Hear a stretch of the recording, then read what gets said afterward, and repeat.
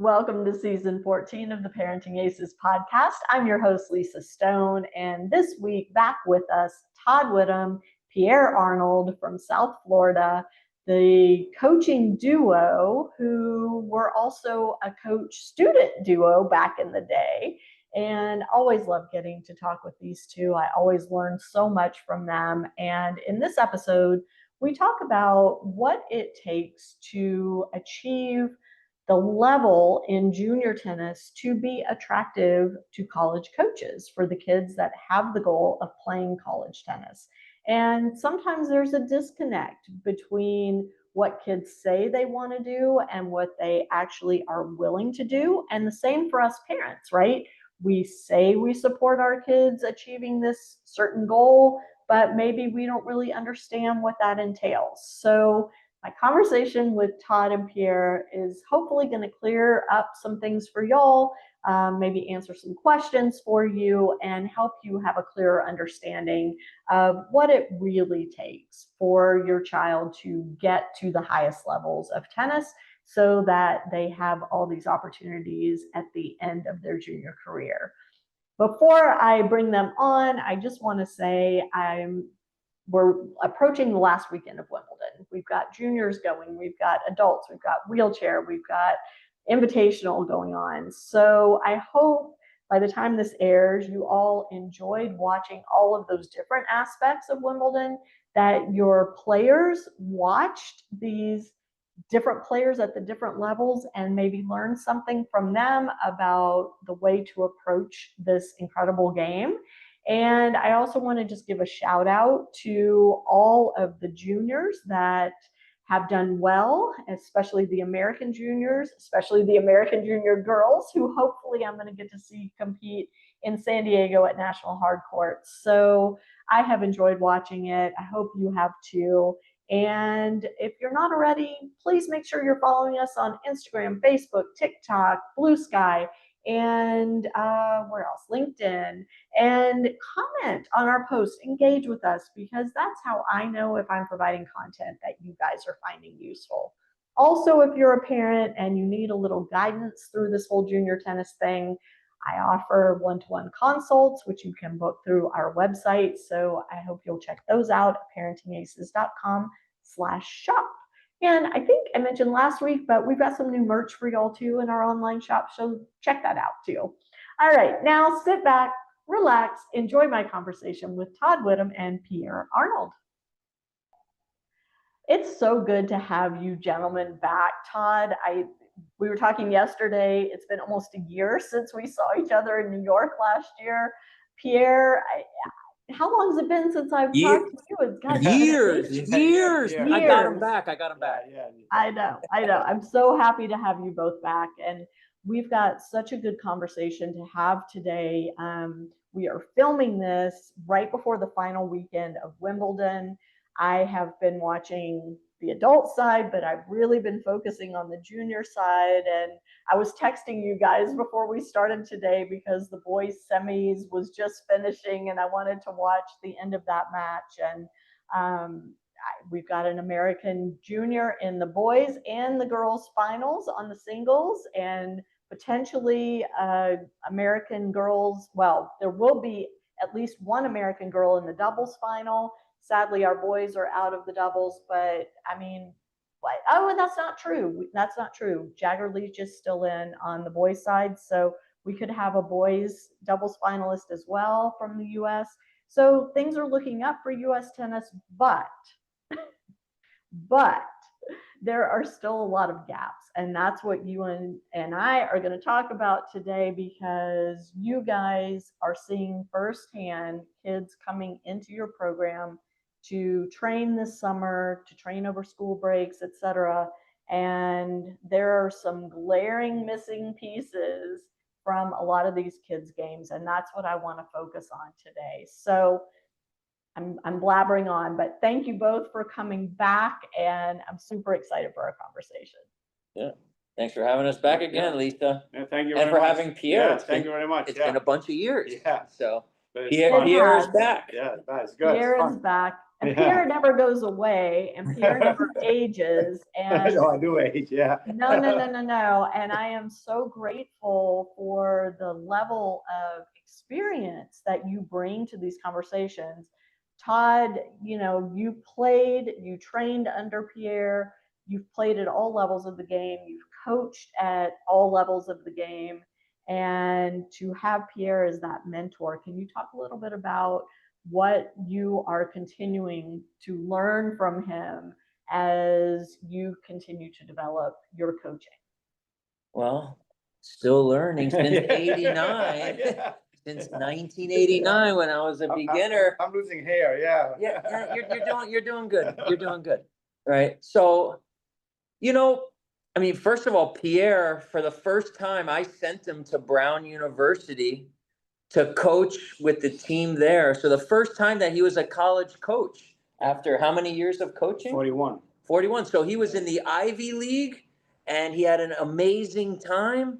And I was talking to him all the time about his experience and how much he really enjoyed that level of tennis. Obviously, he's put God knows how many players in college tennis in 41 years. But now you have coached at every single level. That's true, yeah. But every level, now the college level, right? Yeah. So listen, I'm always learning. I love to be around Pierre. He trained me for 20 years, right? From 6 to 26 years old. I consider him one of the most knowledgeable, best coaches in the world and has been for quite some time, long time.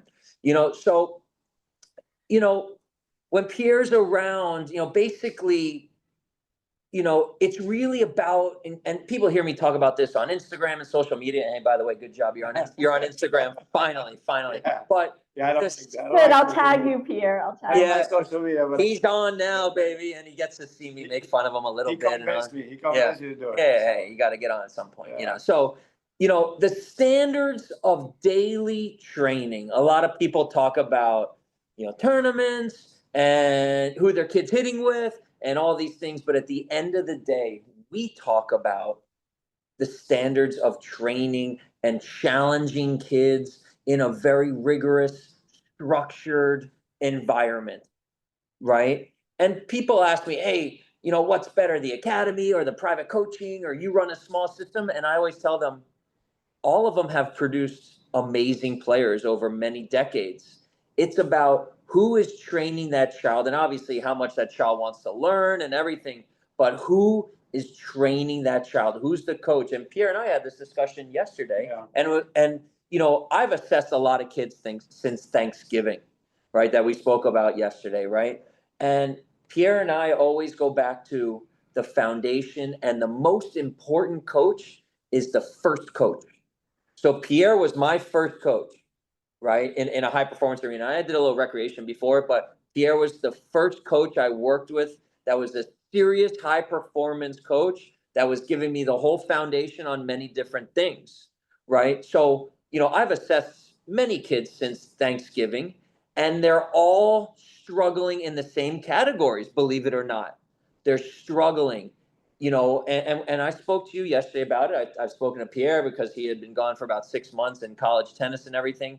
But being able to be consistent with their foundation and solid about their movement and their technique and how many in a row they can hit in certain spots. And I'm going to tell you that every single kid that I've assessed over the last, 7 months or so, I feed a ball and they have to give me some proper footwork and everything. And most cannot do it solid more than 2 or 3 times in a row. And keep in mind, these are children that play tennis every single day, right? And everything after school, or maybe even, homeschooled or whatever it is. And they're struggling. And I ask them, have you ever trained like this before? And they say, no.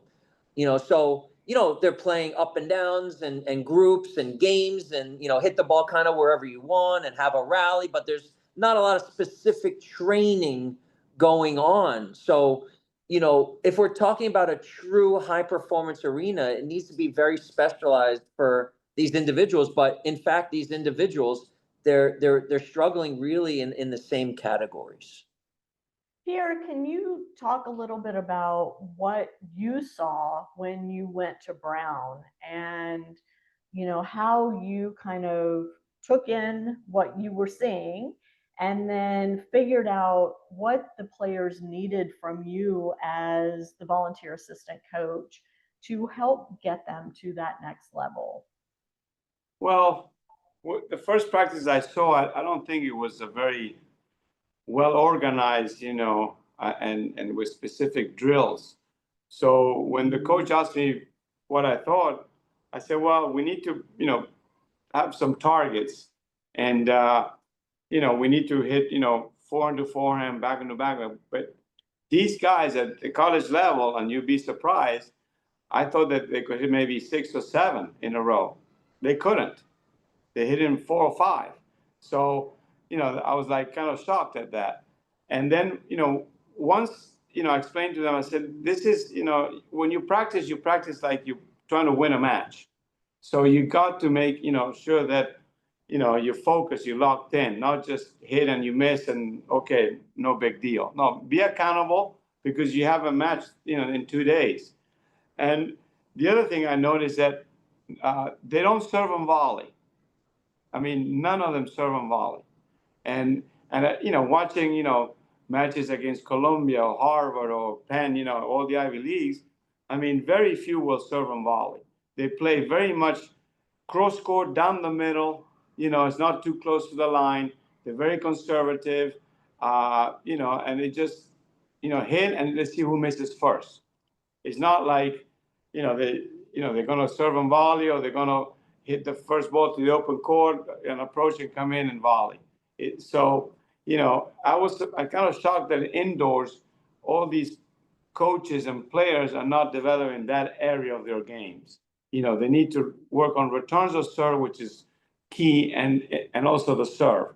And then add some serve and volley points because the courts are fast. They're not slow courts.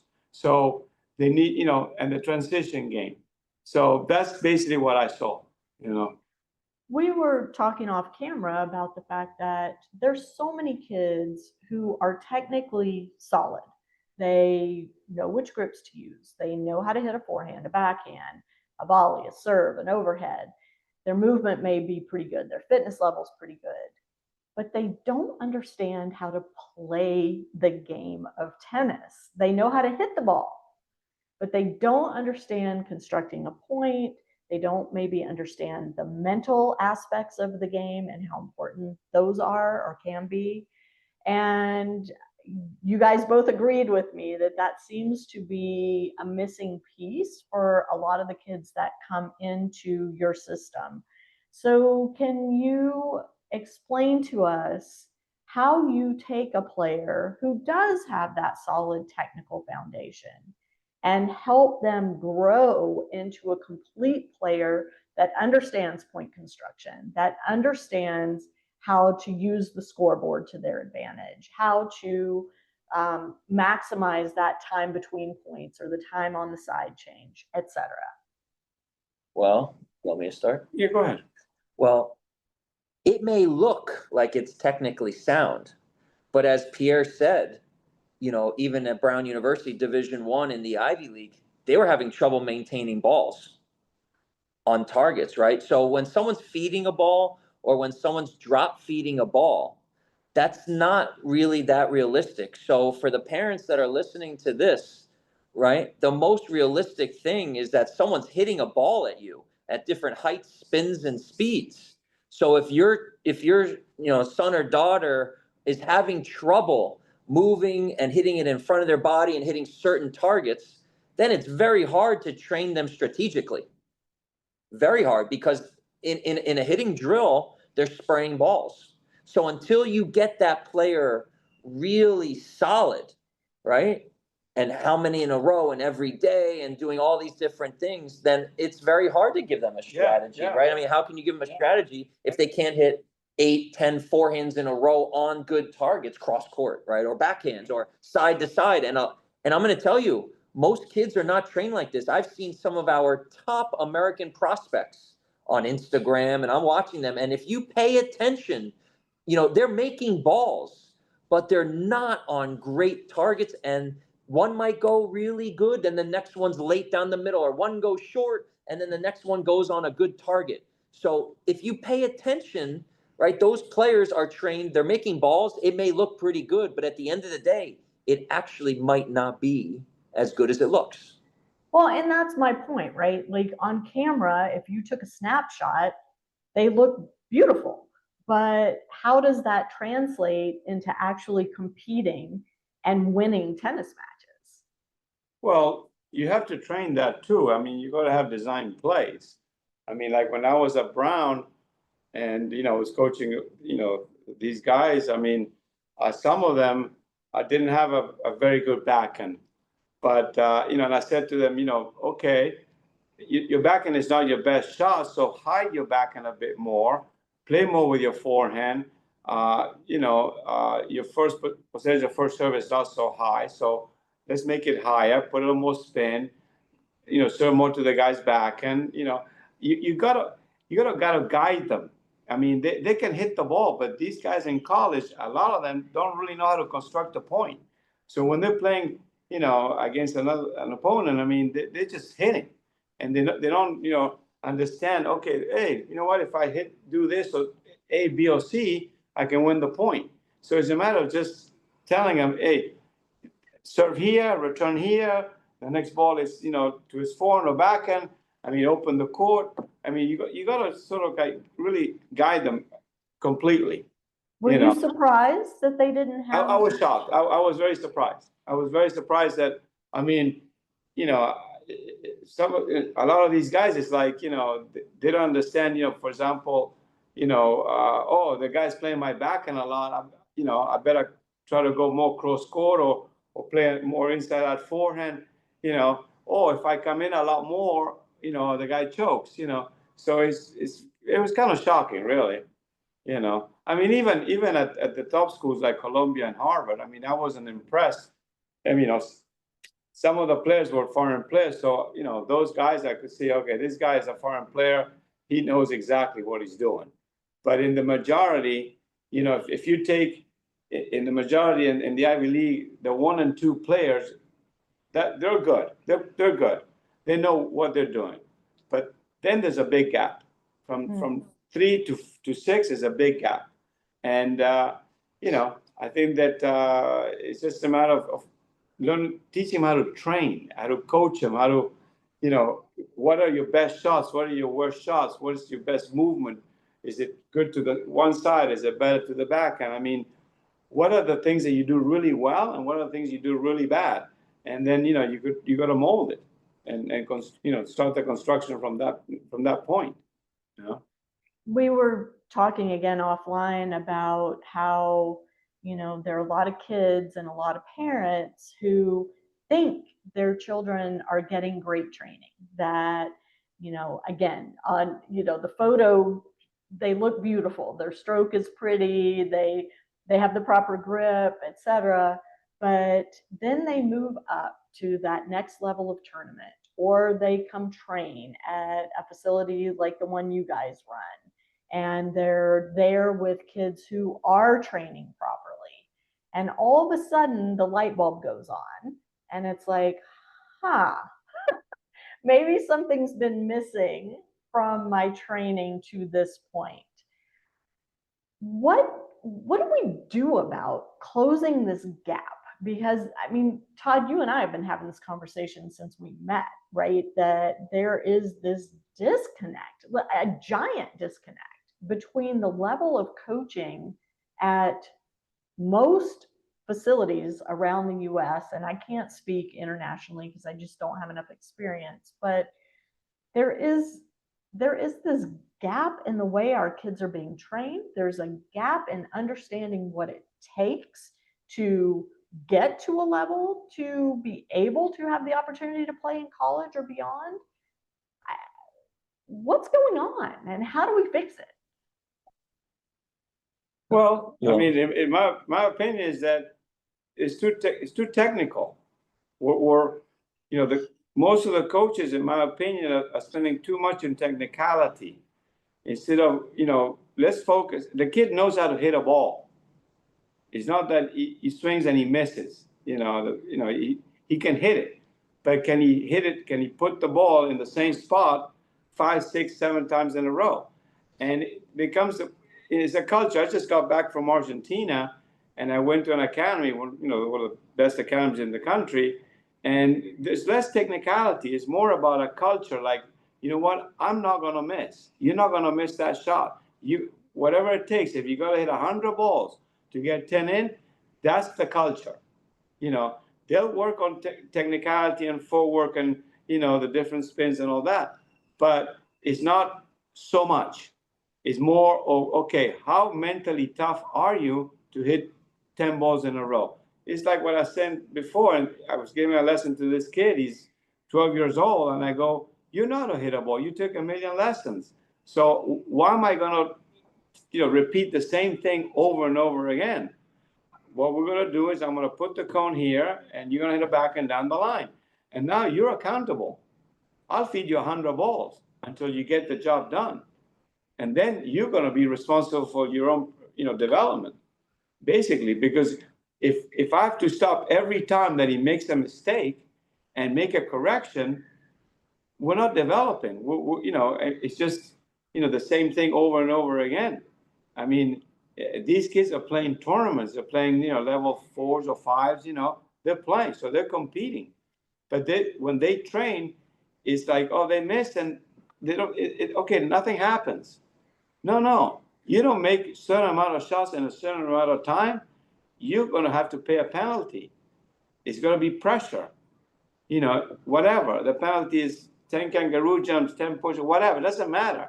But make it where the kid is under pressure, where the kid is relating to a match. Right. And then, okay, now we're training the right way. So can I add to that? Please, but can I interject really quickly? So just what I'm hearing you say, Pierre, is that what you were seeing in Argentina and the way you coach is the coach is holding the player accountable for every single ball they hit. Exactly. If they make it, we keep going. If they miss, we start back at 0 and and there's a punishment in the end. Whereas, well, I don't call it a punishment. I don't call it a punishment. I call it, what? You failed. Okay, be accountable for it. I mean, doing 50 push-ups I don't look at it as a punishment. I go, you know what? You get at least physical fitness out of it. So you're getting something out of it. It's not like you're making them, sweep the court or somking. Right, well, exactly. That's a benefit, but yeah. Hey, okay, Todd, I did that plenty of times for you. Yeah. It's very interesting, right? Because we talk about challenging kids in workouts, right? Getting into their head. This isn't about feed a ball, hit it. It looks pretty good. I hope you can make them in a tournament, right? That's what these kids are receiving. They make them, they miss them, they're not that accountable. Then all of a sudden you tell the kid, I'm not going to say a word to you. You're going to put the ball in there and I'm going to feed you hundreds until you get this done. And now I'm going to give you a certain amount of tries, right? And you got to get it done. And all of a sudden that kid takes their brain and takes their level of concentration to the highest they've ever done. And all of a sudden the ball starts going where it's supposed to go, right? And then you start thinking, do they need more technical tennis lessons? Right? They don't know how to direct a ball into a certain area. How many more technical tennis lessons are the parents going to pay for their child?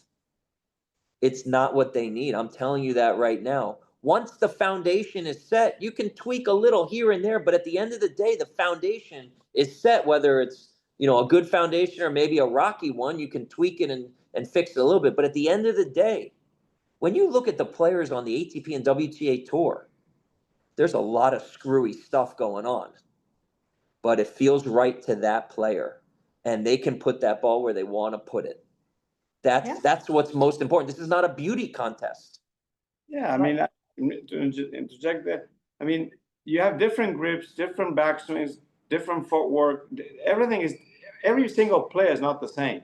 So in my opinion, the kids that we get into, we're not changing swings or grips or, we're changing the mentality, the footwork, the anticipation to the shot, the preparation, to take it back early and move.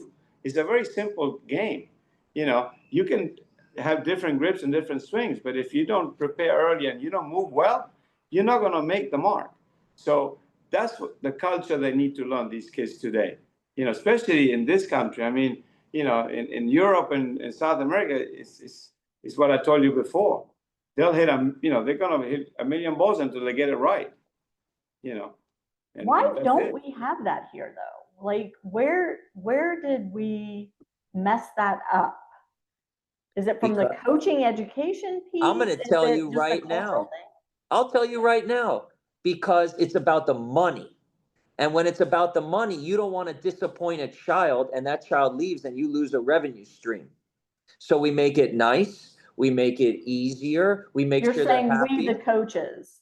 Yeah, systems, coaches, whatever it is, it's big business, right? Let's call it what it is. So we don't want little Johnny going home unhappy, going home to their mom and dad, right? And then they yank that player from that, system, academy, private coach, whatever it is. So they're trying to keep the money going. That was never the goal of my program. It was getting the right people through the door and kids that we love to train, that we want to spend thousands of hours with. We're not looking to make our next, lesson money, right? So that's different. So at the end of the day, this is hard. And it's a tremendous commitment on everybody's part. Coaches that are showing up every day to train those kids, parents that are giving up vacations and, and time, energy, money, tremendous commitment, right? And then children that are very committed, that are sacrificing a lot, right? They're going to miss maybe some parties and these types of things and social events and everything to try to go to an amazing college or maybe a pro career, these types of things. But at the end of the day, to me, the best coaches in the world don't think of it like that. They want to train the players they want to train, right? And it's not about the bottom line. They're going to tell you the truth, whether you like to hear it or not. And they want to train the players that can really fit into their culture. That's how it was when I went through his door in 1989. This is how we're going to do it. You're going to come every single day, and we're going to make you pretty darn good if you do this over a certain amount of time. Right. I mean, he didn't play tournaments until he was, actually, a lot of tournaments until you were 15. 15. 12s and 14s, he did not. He played one tournament every 2 months, maybe. Yeah, it was always about the training, right? We saw kids running around the world playing ITFs. Pierre said, no, you're going to play pro tennis instead of doing that, right? So there was always a management, and it was always about, is this guy ready? And so when we talk about the drills and a certain amount in a row, Pierre was gauging how many in a row after school I was doing in every single shot, right? And then he said, now you are finally ready. You can go play a tournament. Here's your reward. You can play a tournament. He would never, ever put me into a tournament until he felt like I was 100% ready to dominate. And, many times I didn't. It was about winning the tournament. I wanted to win the tournament. Yeah, I mean, when coaches produce champions, they develop them, and then when they put them into a tournament, it's to produce. Right? Not, hey, I hope you can win a match or two. No chance. No way. That was a waste of time to do that. I mean, when we trained to win the tournament. Okay, sometimes you lost first round or second round. Okay, but then we had things to work with and fix. It might not be so much technical, it'll be more the strategy of the game. Maybe you didn't have that day. The strategy didn't work out the way we wanted to, or you missed a few shots by inches. Okay, so those are different issues. But we never played a tournament unless I knew exactly that, I have a winner here. He's gonna take the trophy home. So in the current competitive structure here in the US right now, where we're so focused on ratings and rankings, do you guys as coaches still employ that approach, that you don't want these kids playing tournaments every week? You want them not to play a tournament until they are prepared to go win it? Or we would like have to you do backed that. off from that a little? That's our philosophy, but the problem is that you have the parents involved and saying, oh, we got to chase the point, because if we don't, we're not going to make it to college. And our philosophy is that the 12s and 14s, it really is the development stages. It doesn't matter if you win a tournament in the 12s or 14s, if you're a national champion, you win the orange one in the 12s. It doesn't matter. It matters that by the time you turn 15, you're solid. And now let's play. Because the college coach is looking at somebody in the 16s, not in the 12s and 14s. So, you know, a lot of parents are chasing the UTR. And to me, that's wrong. It's also they chase the ITF, you know, spending all kinds of monies, you know, to do what? It doesn't do anything.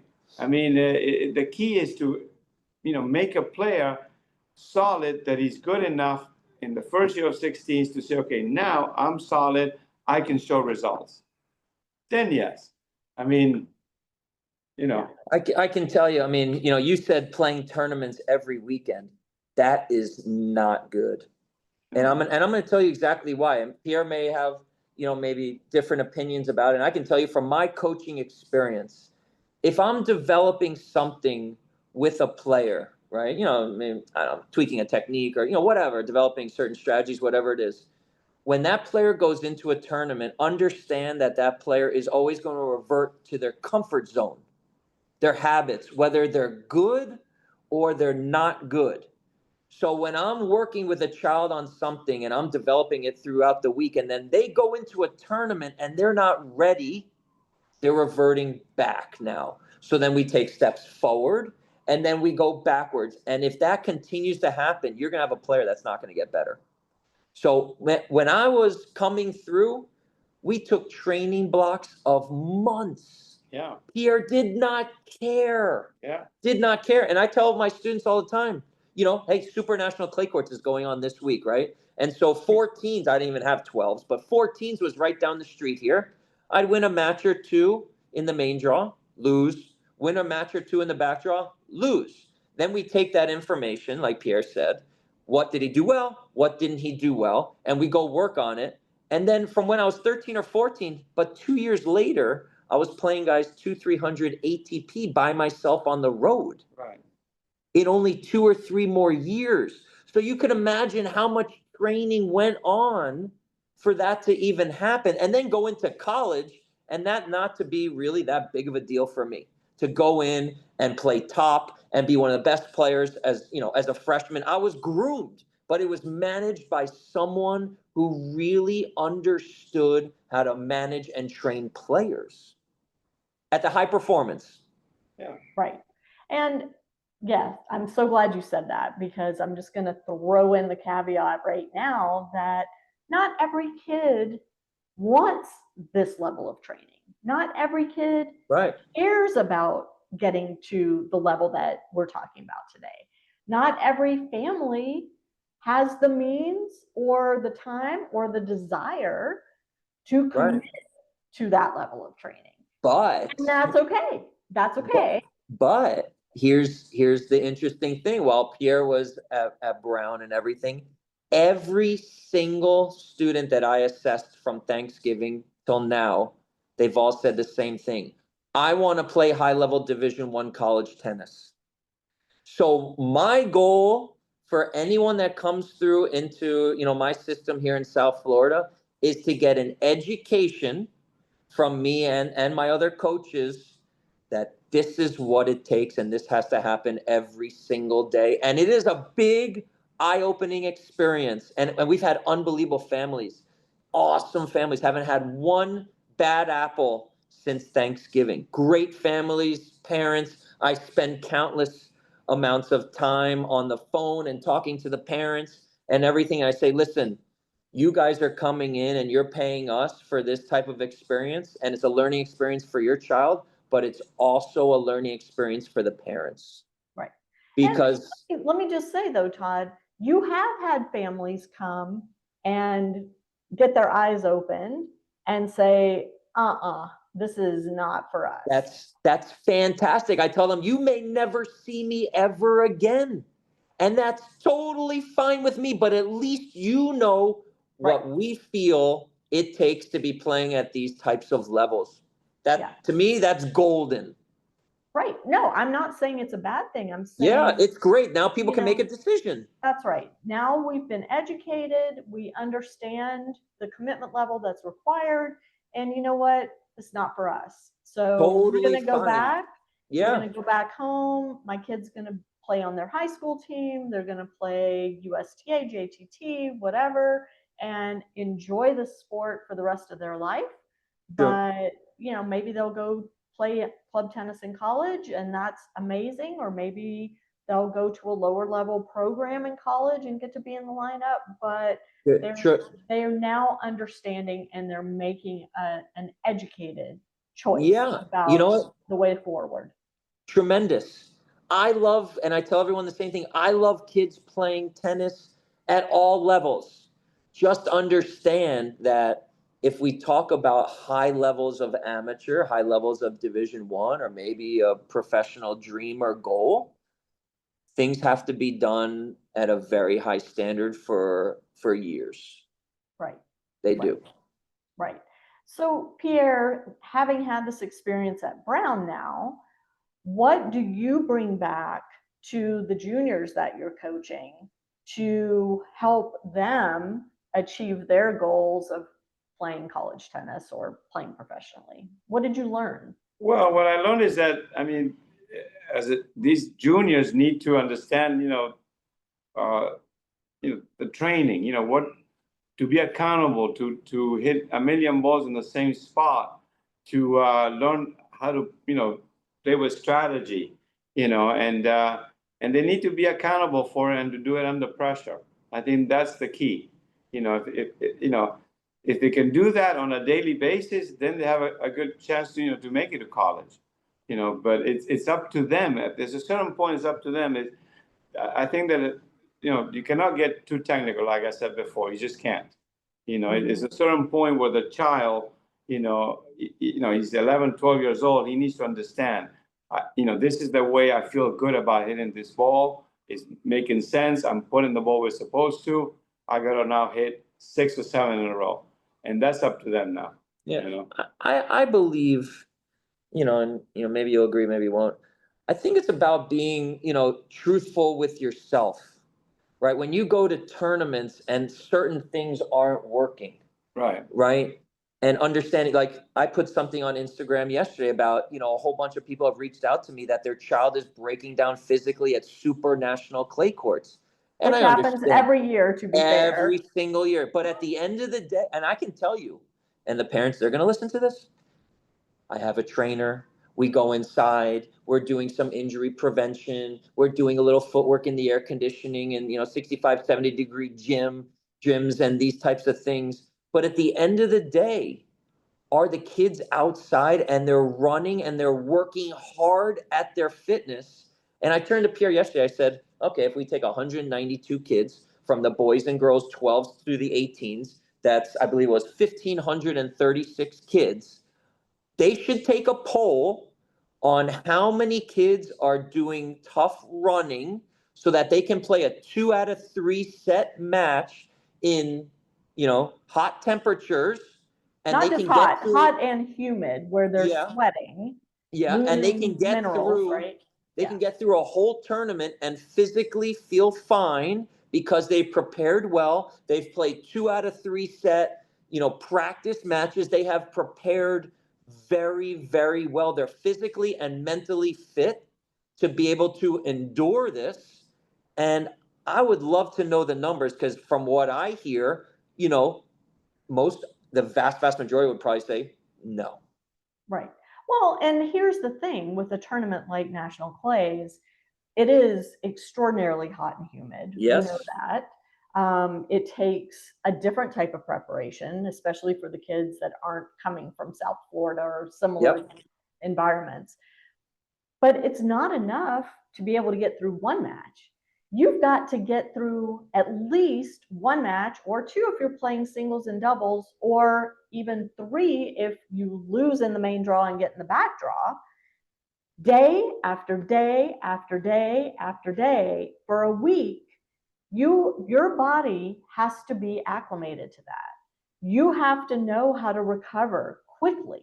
between those matches to get your body ready to compete again at that same high level, or else there's just no way to make it through. So, yeah. And so here's what I tell my students all the time, especially visitors coming through my door and parents that are learning. You need to be so physically fit, and obviously know the nutrition and the hydration and these types of things, but you have to be so physically fit that your child can handle mentally and physically 2 to 3 hour matches twice a day. Right. And if your child has any doubts or they're worried about getting tired in matches, they're not ready to compete. And that's something that Pierre was monitoring with us as well, not just the tennis when we were growing up. Man, he would say, you got to get in better shape before I put you into these tournaments. You know, you're not going to get through them physically. Your tennis is very good, but physically you're only fine for a match or maybe 2 matches, but you got to be able to play 5, you know, or whatever it is, right? And so again, it's the management and the training and how serious and how well managed is it? Right. And having the confidence, because we know that cramping on court isn't strictly a physical issue. It's oftentimes a psychological issue as well. I had that. I had plenty. Yeah, man. I know. Hey, man, I know. I can tell you all about that. Yeah, it's Right. awful. And I Yeah. can tell you about it from the parent side because Yeah. I watched it happen to my kid multiple times. So it's not just about being physically ready, but it's also about being emotionally ready to handle the pressure of these tough matches in these Of course. tough weather conditions over and over and over, back to back to back days till Yep. you get to the end of the event. And Absolutely. I love what you both said about, we're not sending you to a tournament to win a round or two. We're sending you to a tournament to win the damn thing. If you're not physically ready and mentally ready to handle that, then why are you going? I wish I had understood that better when my kid was in juniors. Well, the thing is that it starts in the 12s and 14s. I mean, I don't understand the reason of playing so many tournaments when you're 12 years old or 14. I mean, you can play one tournament a month, and that's okay. You know, that's plenty. You know, I mean, take an example. Wait, let me interrupt. It's plenty if they're also playing practice matches in between. Well, yeah, right? you got to train. Wow. Yeah, you got to train. You got to train. You got to train with all your. But training includes practice matches, not just being on court with a coach, exactly. being fed balls. You say of course, but it is not widely understood that is an integral piece. How can you compete in a tournament if you haven't trained practice sets?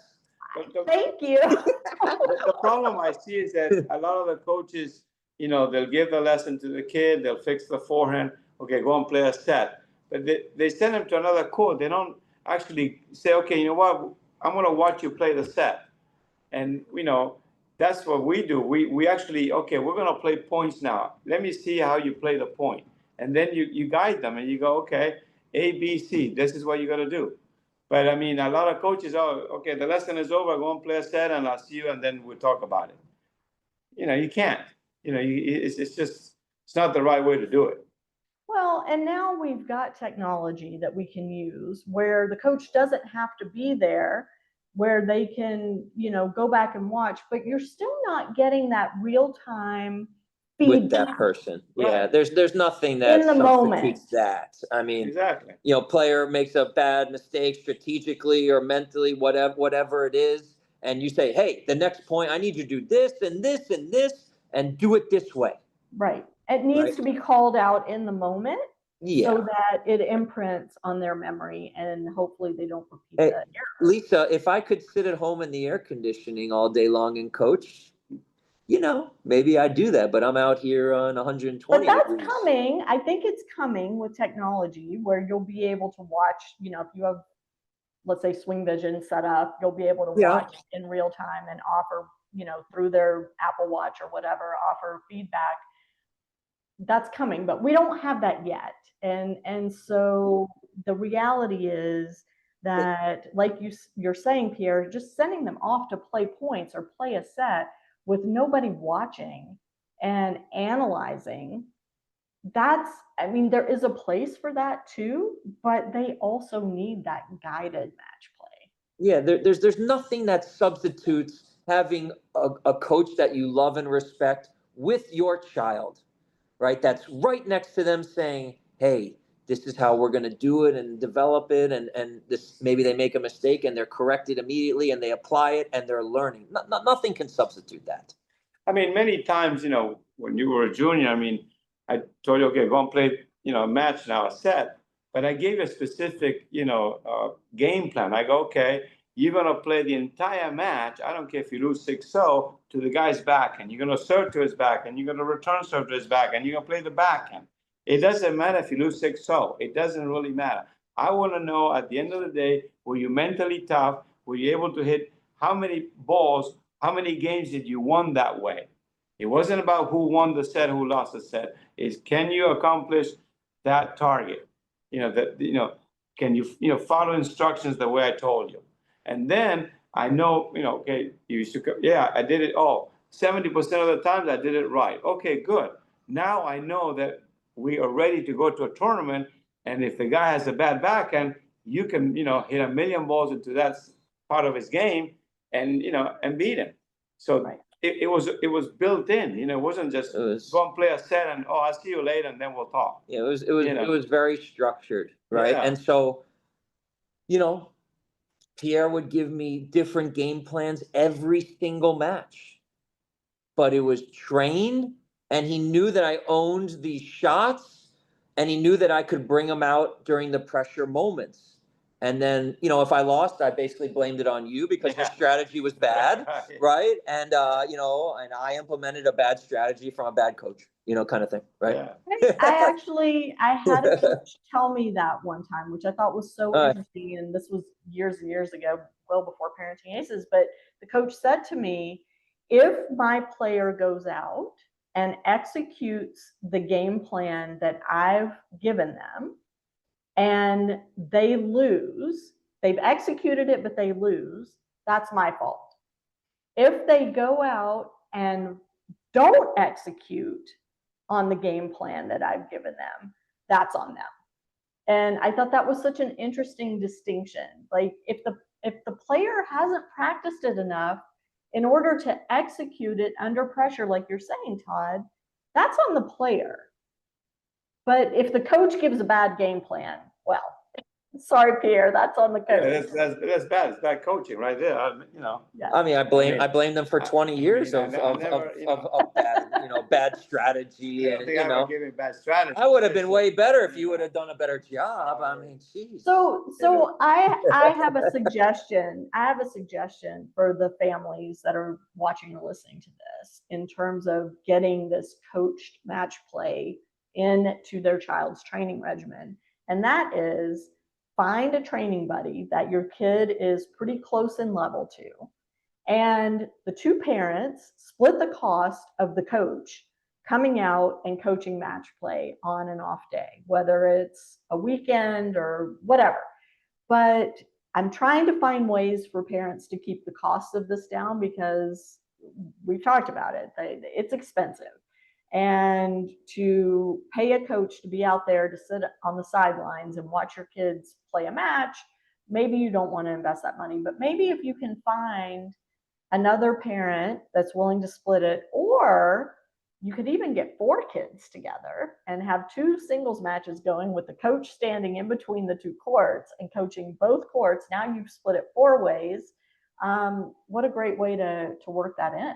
Well, yes, and Yeah, you know, good idea. Yeah. I think that's great. But what I'm thinking about is, you know, you have amazing tools. Every, you know, most kids and parents, they got their cell phones, right? They got YouTube, they got Instagram.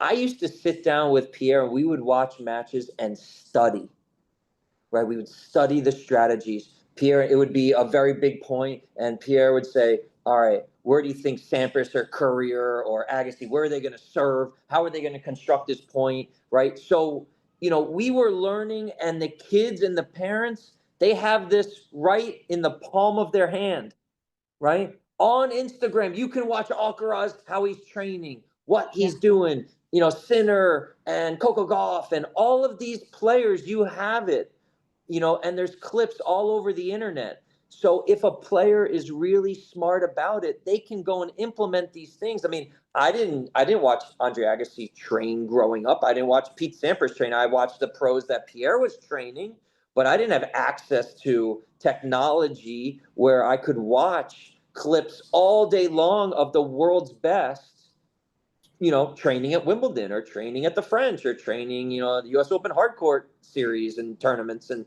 it's right in front of their face. It is. Yeah. Yeah. And it's free for the most part. Why not? Sorry to interrupt, but that's where the accountability of the kid comes in. Is he studying this like it was, a class in geometry or math?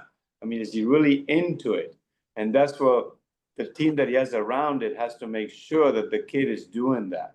The coach, the parents, everybody around him has to, be in the same page and say, okay, you know what? You need to look at this match. And then, let's analyze it and talk about it. And not many kids or parents do that. So, right. They want the results very, very quickly, but they're not willing to put the long-term investment in it. And this is a long process. It's not, you can have a 12 and under kid, number one in the nation, but is he going to be that good when he's 15? It depends on who he has around. Right.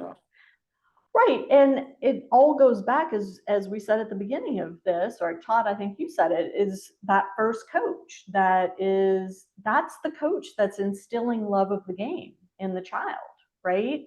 If that love of game isn't there, then the rest of it's a waste. Yeah. They have to love it. They have to love, as Rafa used to say, you have to love the suffering and embrace that. Yeah. But, to go a little further, yes, you have to love the game and everything, but understand for the kids and the parents that are listening to this, you're not going to love everything if you're really doing this at the high performance level. There were things that I was doing with Pierre and his partner back in the day and everything. And I'm going to tell you, I mean, I love them for putting me through it, but, while we were doing it, was tough. There were some 4-letter words flying around. I couldn't say that I loved it, but when you're holding trophies up and you have the best colleges in the country that want to give you big scholarships, and now they're paying kids, but that's a different subject. Yeah. You're loving that. You are definitely loving that. Yeah. Right? Well, and that stems from having trust and respect in the coach. So that in those moments where it isn't so fun, it isn't so enjoyable, you still do it because you trust that your coach is guiding you toward this goal that you have set for yourself. Absolutely. Yeah. I mean, listen, my mom, handed me off to Pierre and his partner that were known as the best coaches in the world. You saw champions on all different levels, best in the world, amateurs, pros, sectional, national, these types of things. And it was basically, if you want to be good, you're going to do what they tell you to do. Yeah. Right. And then, if you don't, they're not going to train you, so how good do you want to be? It wasn't complicated. And then you had to do this over a certain amount of years. And my dream was to be a pro tennis player and everything. And I went to college for 2 years and then went on the tour and everything and played for 6 years. But at the end of the day, my mom, they saw what was going on, right? And it's like, well, this is what you probably have to do, whether, it's that enjoyable at that moment or not. And if you want to be good, do it. And let's be fair, there are going to be days that suck, that you don't feel good. You've got pressure at school, you've got social pressure, you're mad at your parents, whatever it is. Yeah. And it's okay to have those days and just accept that that's part of being a human being. And either you take a break and work through whatever it is and then come back ready to work again, or you push through it. Depends on the individual, and it depends on the relationship with the coach, I would assume, which path you take. But Todd, did you ever have moments where you said, that's it, I'm done, I hate this, I'm quitting? Yes. Yeah, I can remember a few. Well, I remember a few. well, yeah. You know, And so what Yeah. got you over the hump? Pierre, what did you do? Todd, what did you Well, do? I'll give you an example. Uh-oh. Boys, Boys 18s. no, it was 18s or 16s in California, Eight- first round. 18s. You were seeded number 1 or 2. Yeah. I think. And I lost first round. Yeah, that was first round. And I'm thinking, man, I could do well and maybe take this thing, but round after, one round at a time. But He lost first round. So after the match, he was really down. I mean, he was really, really depressed. And the first thing that came out of his mouth says, "I quit." I said, "Okay, you quit." I grabbed the bag and I went to a lake nearby, and I was gonna throw, the bag into the lake. He comes running behind me. Hey, what are you doing with my rackets, man? Exactly. I go, "Well, you quit. There's no more tennis for you. You're done. You pick another sport, play golf. I mean, you're good at golf, so go and play golf." And he says, no. And we argued about it. I said, "No, I'm going to throw it." And then so he begged me. No. Okay, so I didn't. So then, but let's see if he remembers now. we talked about it. Let's see. And I said, "Now you got to win the back draw." But Go ahead. you ready? Yeah. He said, "I don't watch backdraw," and he flew back to Florida. Yeah, I left. So now this is good for the parents to hear because, kids get pulled out all the time. The biggest accomplishment I made in junior tennis then occurred. I struggled through the first couple rounds of the backdraw, low on confidence, right? Struggling, right? Tough matches, and I win them. And I come through and I win 10 straight matches over 5 days, plus 30 to 60 minutes of fitness because we've gotten in such good shape that I was to do fitness every day. And then I came back and flew a red eye back, coming in 5th place. And that was the biggest accomplishment I made in my junior career. And that was over winning Super Nationals that year. That was a huge turning point. So, I flew back and we were on the phone. I was just on the phone. Hey, Pierre, I won another match. Yeah, hey, good. Pierre, I won another match. Still going, right? But, there were really difficult times for me in my junior career. And for different reasons, my parents had problems when I was 12, 13 years old, and I thought I was quitting tennis. And I was lucky that, we were having problems, and Pierre and his partner stuck it out with me, thinking that I think that this guy could be a good player, right? So there were family problems, right? So, having a coach, really believe in you and, and willing to put in those hours, and there was a mutual trust and love.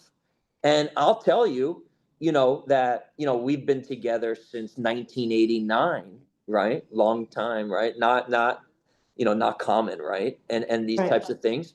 And I'll tell you another thing was that the USTA came to me and approached me that wanted to train me full time because I was the highest ranked college player after the first 6 months of the whole crop of kids after NCAA's in 2003.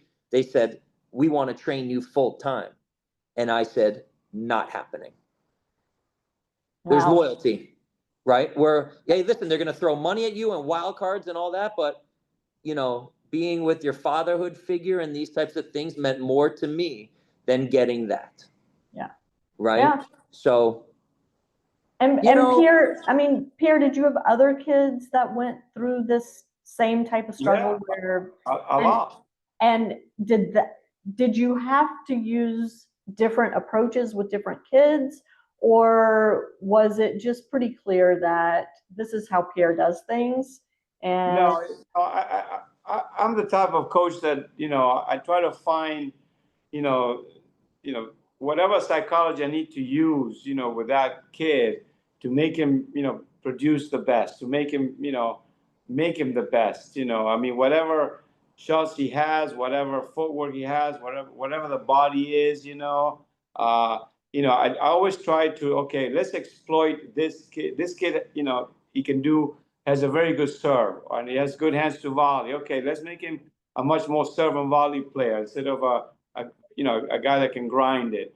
I mean, I always try to find ways to be positive with a kid, and also at the same time, exploit his assets, to the maximum, and to be able to, make him feel good and understand, what he's capable of doing and what he's not capable of doing. And okay, let's play with what we got, improve the things that we don't do well, and keep working on the things that we do really well.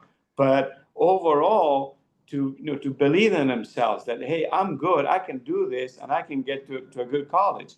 So that's basically, it's not one mold fits all. It just doesn't. Yeah. They're all different. So when you had other kids that came to you and said, I'm done, I'm burnt out, I don't want to do this anymore, what are some of the other strategies that you used? And I'm asking this question because as parents, we're often taken by surprise when this happens with our kids, and we don't know what to do. Well, I've had kids that said to me, I'm terrible, I quit. I go, and I'm going back and say, okay, let's look at your history. Let's look where you started and where you are. Let's look at the trajectory. When you started a year ago, yeah, you were really bad. Look how good you got in 1 year. Okay, now let's keep moving forward. I think you always got to look back to where you came from to look forward and say, okay, yes, I've improved. I can do better now. I mean, a lot of these kids, they get caught up in the negativity of it, and like, oh, I'm terrible. And to me, if the kid has the passion to play the sport, then it's about that. Okay, let's go through the trajectory. Let's go through the path. If we make it, we make it. If we don't, no regrets. It's okay. We went through that path. That's the enjoyment of it. That's the passion of it. I guess he never thought that he was going to be number one or Nadal. They didn't think about that. They thought about the process of training, and okay, that's my goal. If I get there, great. If I don't, it's not the end of the world. Right. So focusing on the process rather than the outcome, which hey, we talk about that a lot.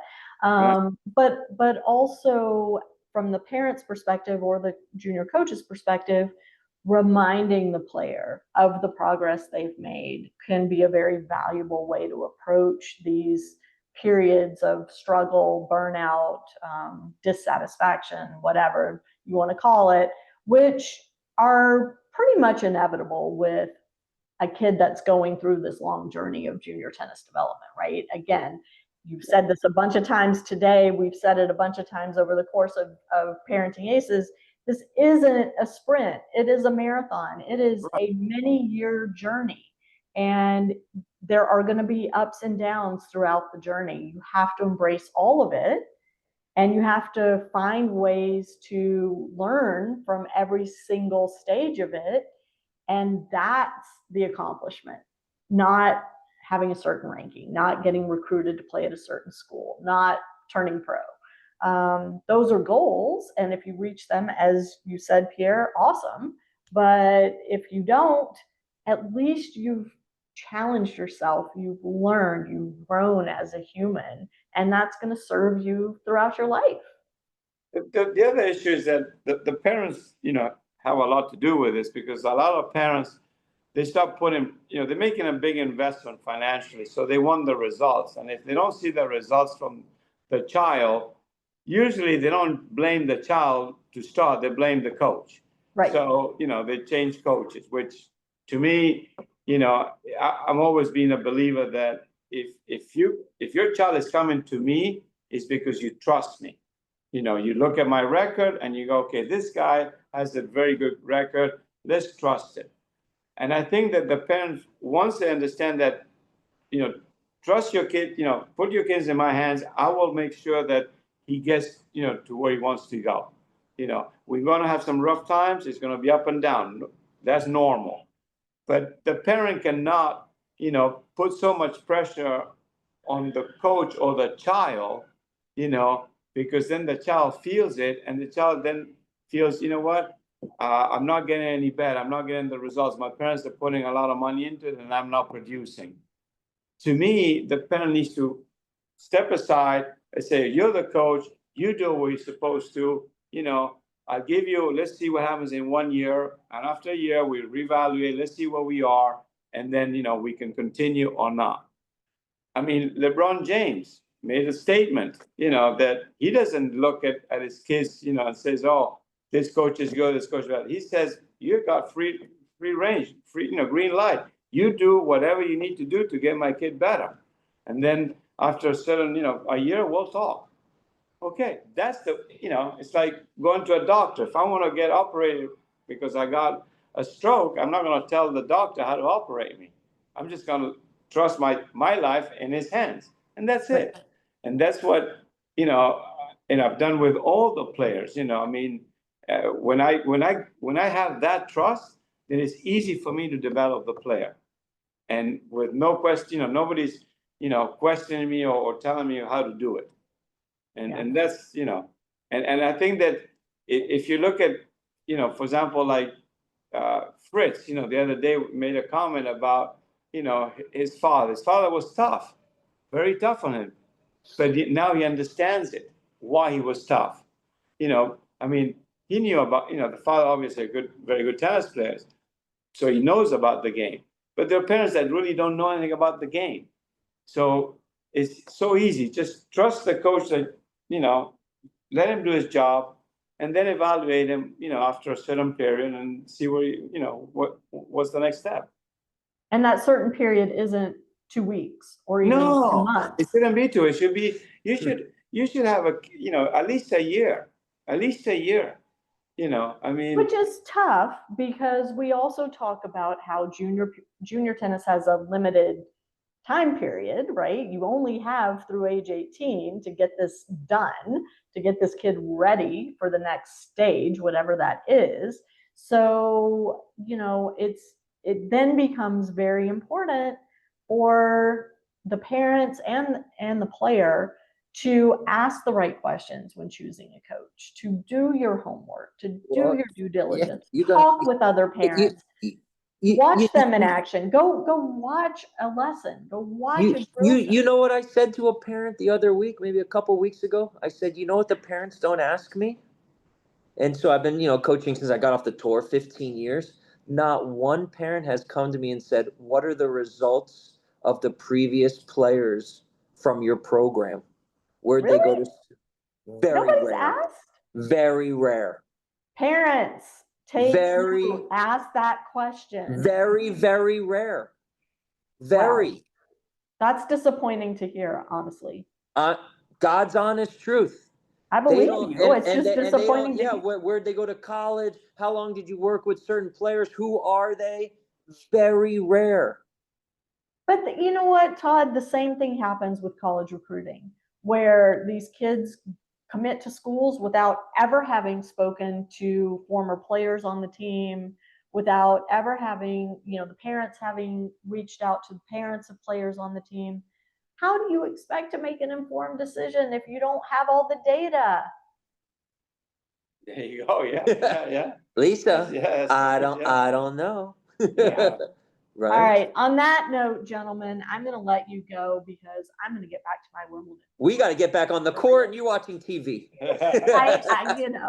Sorry. You're getting paid the big bucks. Anyway, thank you both so much. I will have contact information for you guys in the show notes. So parents, please check out those show notes if you're interested.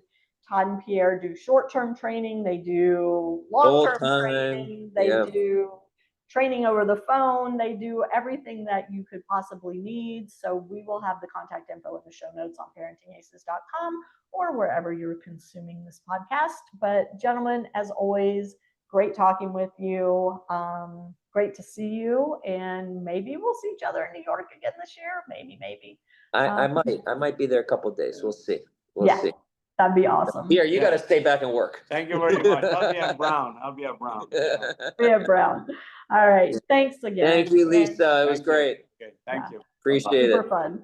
Super fun. And to my audience, thank you all so much for tuning in. We'll catch you next time on Parenting Aces.